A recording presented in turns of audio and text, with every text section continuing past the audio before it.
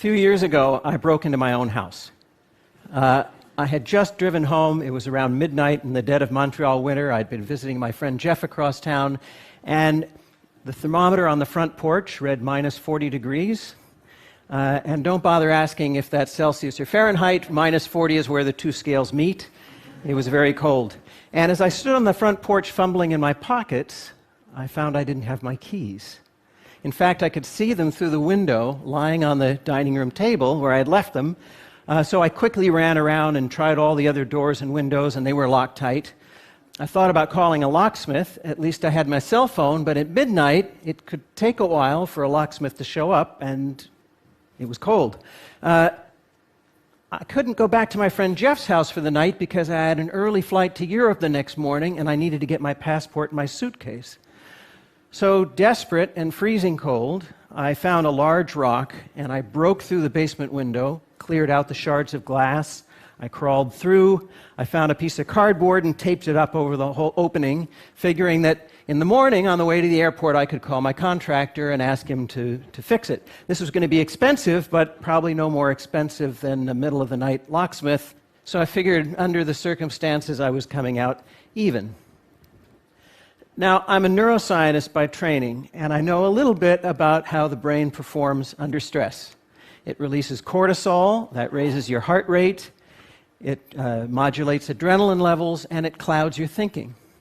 So the next morning, when I woke up on too little sleep, worrying about the hole in the window and the mental note that I had to call my contractor and the freezing temperatures and the meetings I had upcoming in Europe, and with all the cortisol in my brain, my thinking was cloudy, but I didn't know it was cloudy because my thinking was cloudy.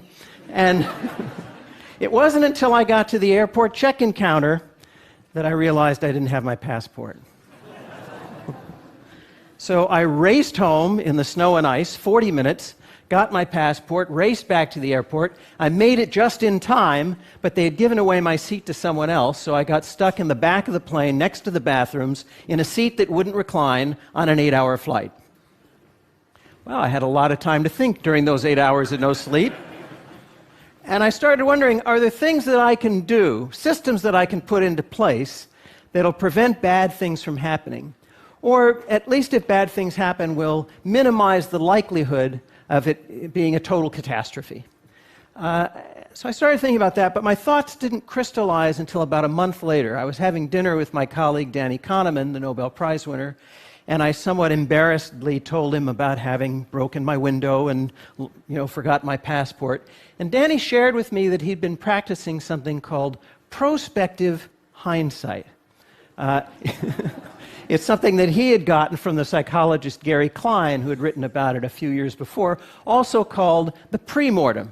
Now, you all know what the post-mortem is. Whenever there's a disaster, a team of experts come in and they try to figure out what went wrong, right? Well, in the pre-mortem, Danny explained, you look ahead and you try to figure out all the things that could go wrong, and then you try to figure out what you can do to prevent those things from happening or to minimize the damage. So what I want to talk to you about today are some of the things we can do in the form of a pre-mortem.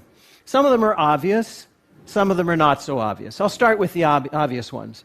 Around the home, designate a place for things that are easily lost. Now, this sounds like common sense, and it is, but there's a lot of science to back this up based on the way our spatial memory works.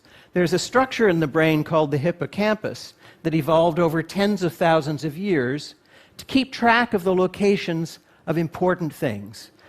Where the well is, where fish can be found, that stand of fruit trees, where the friendly and enemy tribes live. The hippocampus is the part of the brain that in London taxicab drivers becomes enlarged. It's the part of the brain that allows squirrels to find their nuts. And if you're wondering, somebody actually did the experiment where they cut off the olfactory sense of the squirrels, and they could still find their nuts. They weren't using smell, they were using the hippocampus, this exquisitely evolved mechanism in the brain for finding things.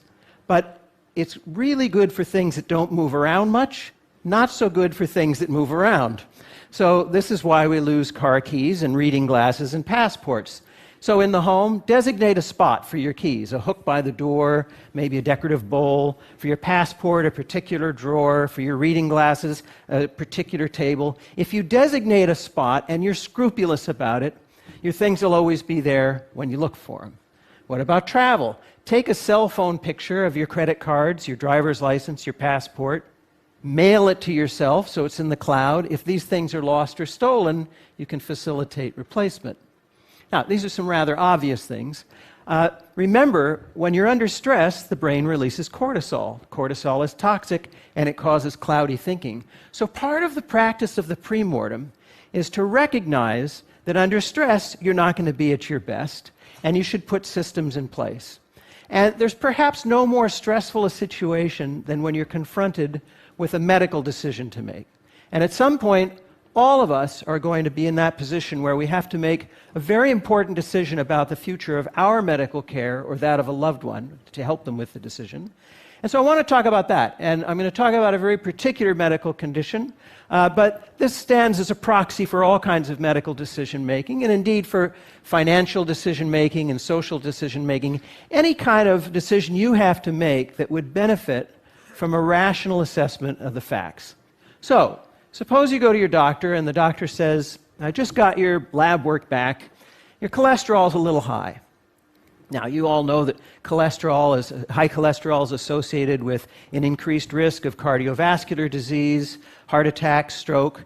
And so you're thinking having high cholesterol isn't the best thing. And so the doctor says, I'd like to give you a drug that'll help you lower your cholesterol, a statin. And you've probably heard of statins. You know that they're among the most widely prescribed drugs in the world today. You probably even know people who take them. And so you're thinking, yeah, give me the statin. But there's a question you should ask at this point, a statistic you should ask for that most doctors don't like talking about, and pharmaceutical companies like talking about even less. It's for the number needed to treat. Now, what is this, the NNT? It's the number of people that need to take a drug or undergo a surgery or any medical procedure before one person is helped. And you're thinking, what kind of crazy statistic is that? The number should be 1. My doctor wouldn't prescribe something to me if it's not going to help. But actually, medical practice doesn't work that way. And it's not the doctor's fault. If anybody's fault, it's the fault of scientists like me. We haven't figured out the underlying mechanisms well enough. But GlaxoSmithKline estimates that 90% of the drugs work in only 30 to 50% of the people. So the number needed to treat for the most widely prescribed statin, what do you suppose it is? How many people have to take it before one person's helped? 300. This is according to research by research practitioners Jerome Groopman and Pamela Hartzband, independently confirmed by Bloomberg.com. I ran through the numbers myself. 300 people have to take the drug for a year before one heart attack, stroke, or other adverse event is prevented. Now, you're probably thinking, well, okay, 1 in 300 chance of lowering my cholesterol. Why not, doc? Give me the prescription anyway. But you should ask at this point for another statistic, and that is, tell me about the side effects, right? So for this particular drug, the side effects occur in 5% of the patients. And they include terrible things: debilitating muscle and joint pain, gastrointestinal distress. But now you're thinking, well, 5%, not very likely it's going to happen to me. I'll still take the drug. But wait a minute. Remember, under stress, we're not thinking clearly. So think about how you're going to work through this ahead of time so you don't have to manufacture the chain of reasoning on the spot. 300 people take the drug, right? One person's helped. 5% of those 300 have side effects. That's 15 people. You're 15 times more likely to be harmed by the drug than you are to be helped by the drug. Now, I'm not saying whether you should take the statin or not. I'm just saying you should have this conversation with your doctor. Medical ethics requires it. It's part of the principle of informed consent. You have the right to have access to this kind of information to begin the conversation about whether you want to take the risks or not. Now, you might be thinking I've pulled this number out of the air for shock value. But in fact, it's rather typical, this number needed to treat. For the most widely performed surgery on men over the age of 50, removal of the prostate for cancer, the number needed to treat is 49. That's right, 49 surgeries are done for every one person who's helped. And the side effects in that case occur in 50% of the patients. They include impotence, erectile dysfunction, urinary incontinence, rectal tearing, fecal incontinence, and if you're lucky, and you're one of the 50% who has these, they'll only last for a year or two. So the idea of the premortem is to think ahead of time to the questions that you might be able to ask that will push the conversation forward. You don't want to have to manufacture all of this on the spot. And you also want to think about things like quality of life, because you have a choice oftentimes. Do I want a shorter life that's pain-free, or a longer life that might have a great deal of pain towards the end? These are things to talk about and think about now with your family and your loved ones. You might change your mind in the heat of the moment, but at least you're practiced with this kind of thinking. Remember, our brain under stress releases cortisol. And one of the things that happens at that moment is a whole bunch of systems shut down. There's an evolutionary reason for this. Face to face with a predator, you don't need your digestive system or your libido or your immune system, because if your body is expending metabolism on those things and you don't react quickly, you might become the lion's lunch, and then none of those things matter. Unfortunately, one of the things that goes out the window during those times of stress is rational, logical thinking, as Danny Kahneman and his colleagues have shown. So we need to train ourselves to think ahead to these kinds of situations.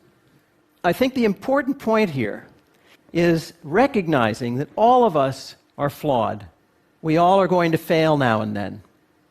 The idea is to think ahead to what those failures might be, to put systems in place that will help minimize the damage, or to prevent the bad things from happening in the first place. Getting back to that snowy night in Montreal, when I got back from my trip, I had my contractor install a combination lock next to the door with a key to the front door in it, an easy-to-remember combination. And I have to admit, I still have piles of mail that haven't been sorted and piles of emails that I haven't gone through. So I'm not completely organized, but I see organization as a gradual process, and I'm getting there. Thank you very much.